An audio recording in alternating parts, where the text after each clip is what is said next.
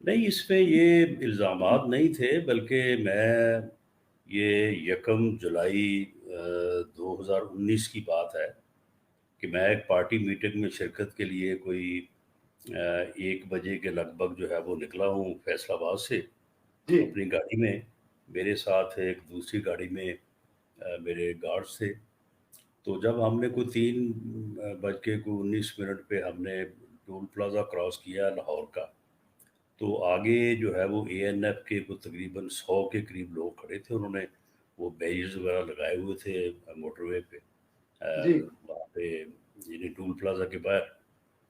تو انہوں نے ہمیں روکا، اور روکنے کے بعد ہم نے کہا کہ شاید یہ کوئی ہو رہا ہے، وہ کوئی ناکہ وغیرہ لگا ہوا ہے. تو میرا وہ گارڈ اترا، اور انہوں نے جا کے ان کو بتایا کہ کون صاحب ہیں گاڑی میں.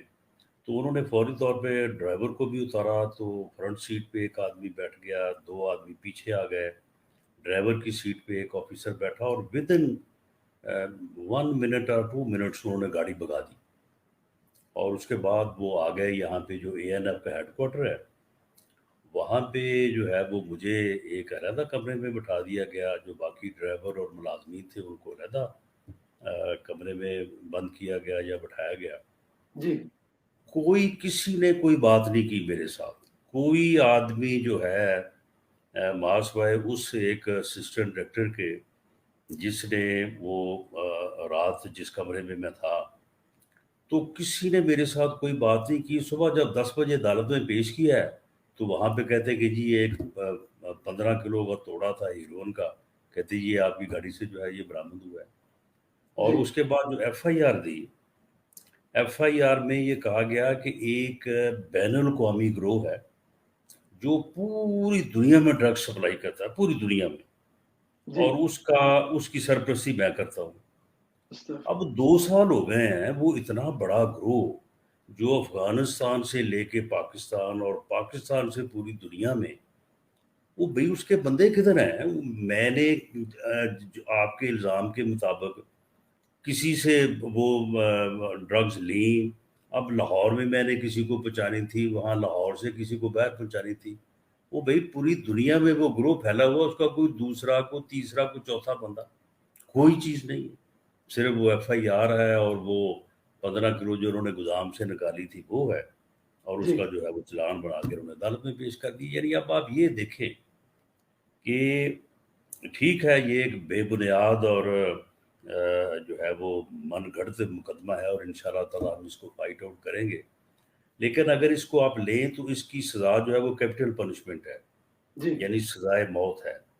مقصد بھی یہی تھا کہ میں اس کو سن کے ہی جو ہے نا وہ گر جاؤں کہ اللہ اکبر وہ اتنا بڑا کیس آ گیا میرے اوپر.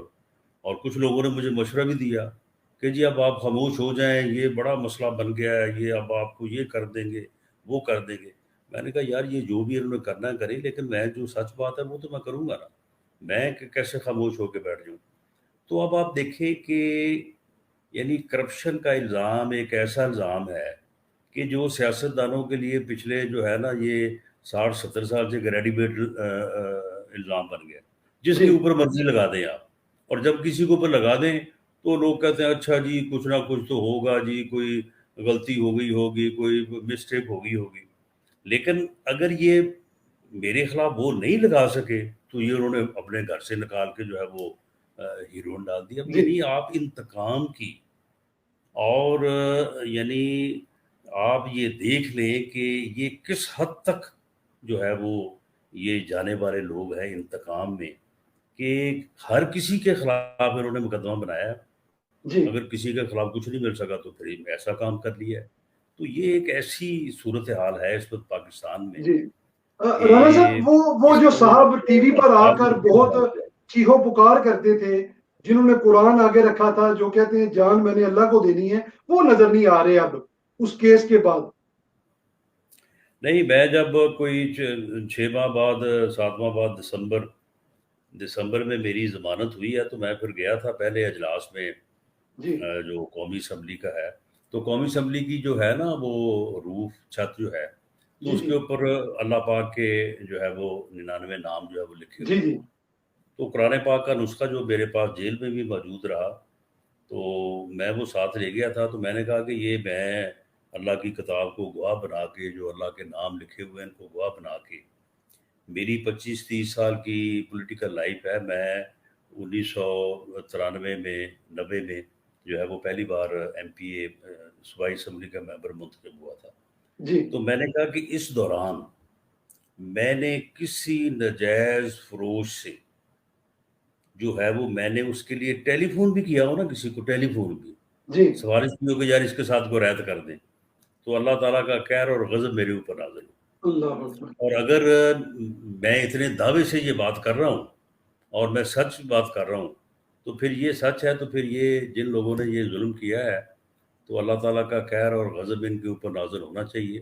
ہونا اور مجھے چاہیے. پوری امید ہے کہ اللہ تعالیٰ انشاءاللہ تعالیٰ میرے اور ان کے درمیان جو ہے وہ اللہ فیصلہ کرے گا.